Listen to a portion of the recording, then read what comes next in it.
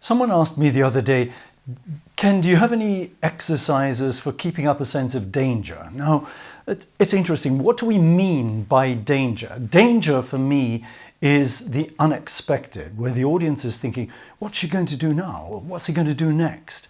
Where we don't quite know what is going to happen. There is the possibility of something that may or may not eventuate.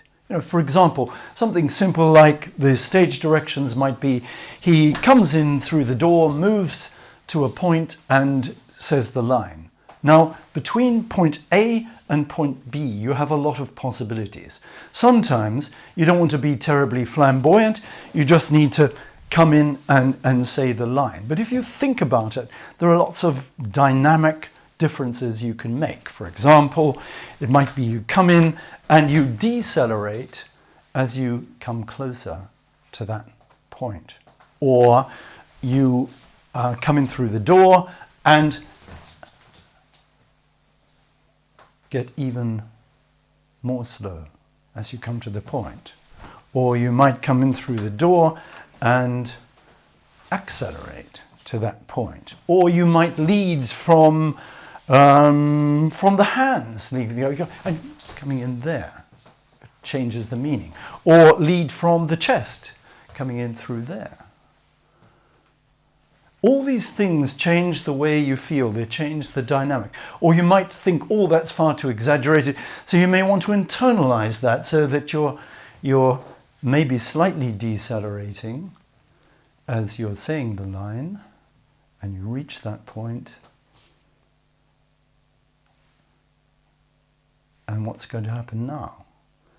So what you can do is a little exercise, I just call it 20 ways of coming through a door, is just explore what happens between point A and point B of all the variations you can do that. You can give yourself a simple line like, I thought you were coming tomorrow, I wasn't expecting you. Or, you're late, I've been waiting for ages.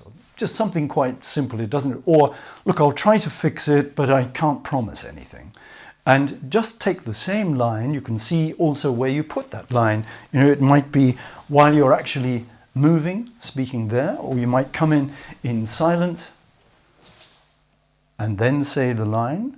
All those change the meaning. And it's good to record this on a mobile phone or something so you can play it back and you can have a look at the possibilities. And if you find, probably like I was doing, it's a bit exaggerated, a bit over the top, see what happens if you just internalize that. So you're thinking about that very much internalized, which might be more useful for screen acting. Whereas if you're on a big stage, those movements, the changes of dynamic direction will need to be much bolder and bigger in order to fill the space.